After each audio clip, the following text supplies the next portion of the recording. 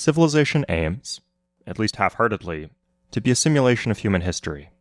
This topic is impossibly broad, and it's expected that some facets will not be explored in a convincing manner.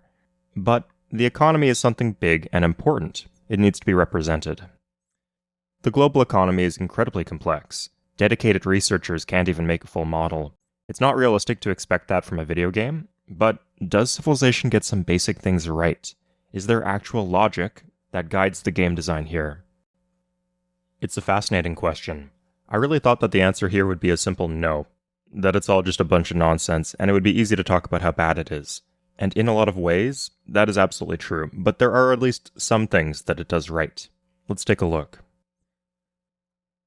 We're going to start with something straightforward that I think Civ does right, and that's the total economy of a single nation. It's a topic that's worth understanding, and I don't think it's well understood. If we say that, say, Italy has a bigger economy than Russia, what does that mean, and why is that the case? I can actually explain it to you using Civ. The model we're going to use will be very broad. It should apply to market-based economies, command economies, feudal economies, and of course, gift-based economies, where your neighbor who keeps on reporting you to the homeowners association for your Christmas decorations is responsible for whether you get any fiber in your diet. So, here is a basic production function for a whole economy. How many goods are being produced by our nation, and what is their monetary value? In-game, this would be both shields and commerce. Arguably faith too, but let's keep it simple. Production is a function of technology, labor, and capital. Some models include land. We're going to include land because it applies well here to Civ. That could also include both the quantity of land and the quality. But everything else here is represented in Civ as well.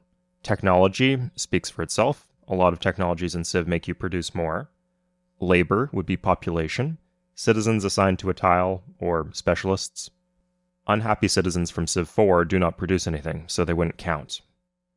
Now, in real life, population is often ignored if we're looking at GDP per capita, so production per citizen, but it is relevant to some discussions.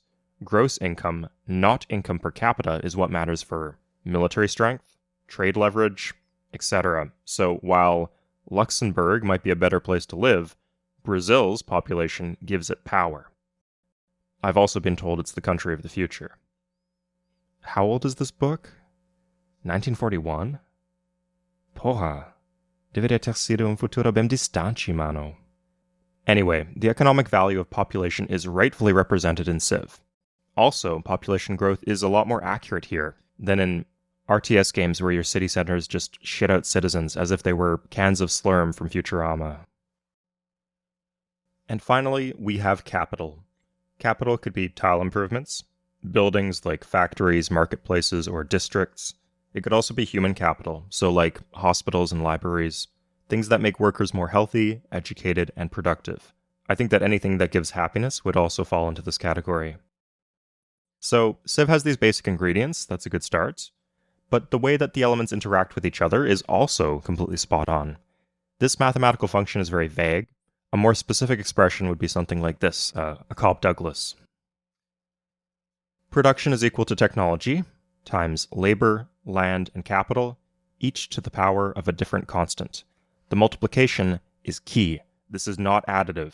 In real life, if you want to dig a big ditch, 100 shovels and no workers will not get you very far. But on the flip side, if you have 100 sickly orphans digging with their bare hands, as I so often do, you also won't get anything done. Capital is not useful without labor. Labor is not useful without capital. That is reflected in Civ. At least in the earlier games, most buildings are multiplicative.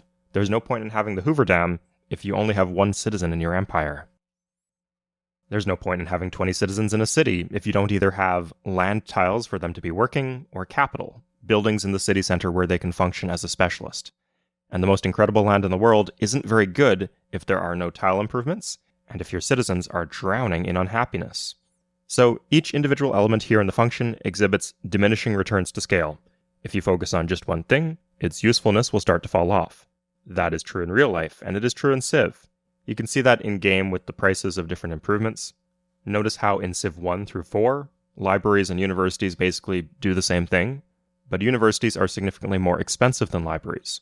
Most building chains work that way. If you focus on just commerce buildings, you're going to get increasingly less bang for your buck. So, you have diminishing returns to scale for each input. But for the nation as a whole, though, the assumption is that this function exhibits constant returns to scale, with respect to all of the inputs put together. Basically, if we have a good city with population, buildings, and land, and then we make 5 more cities like that, we should have 5 times more production. Civ deviates here because of its anti-snowball mechanics. So you have scaling costs in Civ 5 and 6, maintenance in Civ 4, corruption in the earlier Civ games. Either way, each city gives you less bang for your buck. But this is essential for balancing the game, so we'll give it a pass. So, civilization is accurate in terms of what regions and countries have strong or weak economic output. What it gets wrong are the mechanisms of governance itself, because when it comes to the public sector, it is not clear at all what this game is supposed to represent. Games like Heroes of Might and Magic or Rise of Nations line up more cleanly with a command economy. In these games, you gather raw materials like ore, gems, and wood, and you spend them in a way that corresponds with the thing that you're building. So, wooden boats cost a lot of wood, and building an upgraded dwelling for your vampire lords costs a lot of crystals. Because, I don't know, they're fucking hippies or something. You are able to exchange resources for one another at the market, but you're the one sorting that out. You are personally responsible for procuring the materials for whatever you're constructing. You're not just paying someone to acquire all those resources and build things for you. In these games, you are the leader of a command economy. On the other side of the spectrum, you have games like Europa Universalis. Buildings just cost gold. Military units just cost gold. Wonders of the world just cost a lot of gold. You can manage other resources, but they're intangible things like prestige and legitimacy. And admin points. We are not opening that can of worms, guys, don't worry. You do not own lumber mills and personally send your citizens into the forest to chop wood. To build boats, you only need gold, and you generate that gold by taxing your citizens, taxing trade, and of course, seizing land from the nobility and selling it back to them. In these games, you are the leader of a market economy. Not a free market economy, but a market economy. Civilization is a complete bastardization of these two styles. Commerce functions in a way that it does in EU4, but then you have your production, and it's not really clear what that is. Like, gems produce a lot of commerce. If citizens are mining gems, the government taxes that and can spend that money. That makes sense to me. But if instead of gems, they're mining for iron, is the government not just taxing that too? Or is only the iron being confiscated and applied to public work projects? Aside from caravans in the first 2 games, you can't shuffle those yields around either. Trees harvested in Rome can be used to make the Stonehenge, but they cannot be sent to make boats in Pompeii. Also, the games heavily imply that the things you as the ruler produce are the only ones that your citizens get access to. In each of the games, you can either zoom in to see your city, or it is depicted on the main map. If you don't build a hospital, the city doesn't have a hospital. In Civ 6, you build your neighborhoods. You create all of the city's housing. This is a very weirdly localized command economy, despite the fact that it's 2500 AD, and the government I'm running is called Turbo Death Capitalism. And that's a big area where we fall flat. As a ruler, the fundamental way that your economy functions doesn't change as you change your government. It doesn't even change that much with technology. You get different bonuses, sure, but the system of drawing yields from tiles and filling the production box doesn't change, except maybe with the hurry production systems in the older games. I'm not the type of person to care about realism. Check out this thumbnail where I depicted that sort of person as a soy jack. But having the creation and upkeep of mercenary units be identical to that of any other unit is at the very least a fail in terms of flavor. For a game about ruling a nation, the mechanisms of economic control are strange and bizarrely inflexible. There's one more system I'd like to talk about, and that is trade. Aside from Civ 3, trade routes have been an important part of the franchise's economic systems, and rightfully so. But the way the franchise calculates trade values has some issues. It gets some basic things right. In Civ 6, you get more trade value from districts, which are infrastructure that require a certain population threshold. In Civ 4, it scales with population of the cities trading, and in Civ 1 and 5, it scales with the commerce output of the trading cities, which I especially like. Another factor is that trade routes can produce food, shields, and other yields, which seems completely reasonable to me.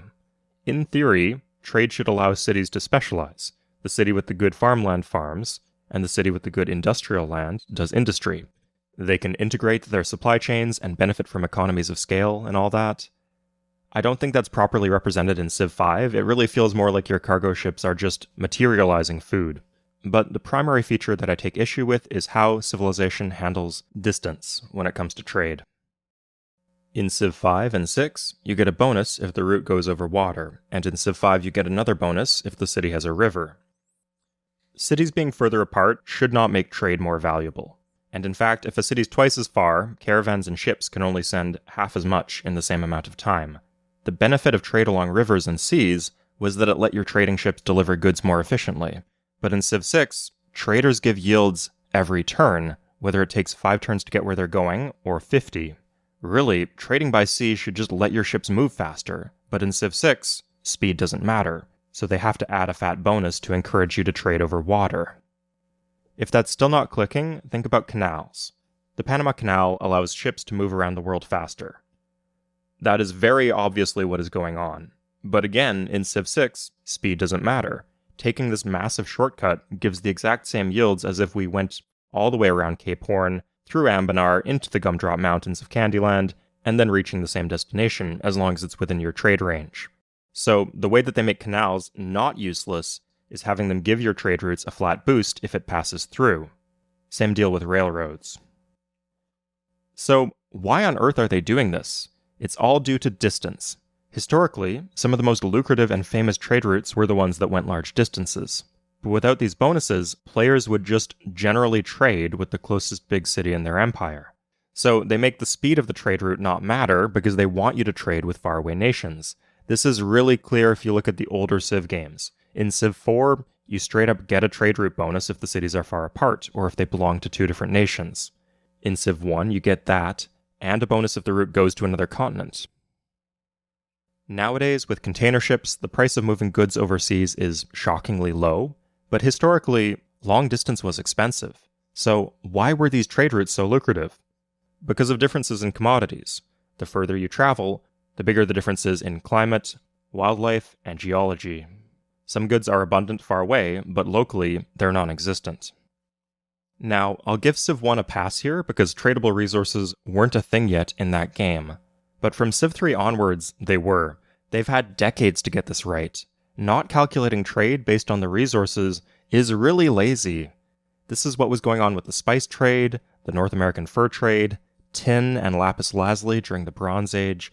They are so close too. Luxury resources are already programmed to spawn exclusively in particular continents, or climate zones. Just give a boost to the trade routes if they go to faraway commodities as well. There were no censuses back in the day. Gathering income taxes was not very easy. It was easy just to slap a tax on goods as they entered the harbor. But then obviously, with specialization, it ends up making the world more productive. Trade should be about making the world shit tons of money, and I guess the earlier Civ games get that one thing right, but I'd like to see them tie regional commodity scarcity into these systems. So yeah, there is some realism in Civ's economic systems. Most of it is about land, technology, and how cities grow. The big picture stuff. As soon as we start looking at it from a player's perspective, it immediately starts to fall apart. The mechanisms of governance in this game are ridiculous and don't really stand in for anything. So yeah, that's all for today. I've placed all my video essays in a playlist. If you're looking for something to leave on in the background while you're editing audio forms or whatever regular people do, be sure to have a look. Take care, everybody. I'll see you next time.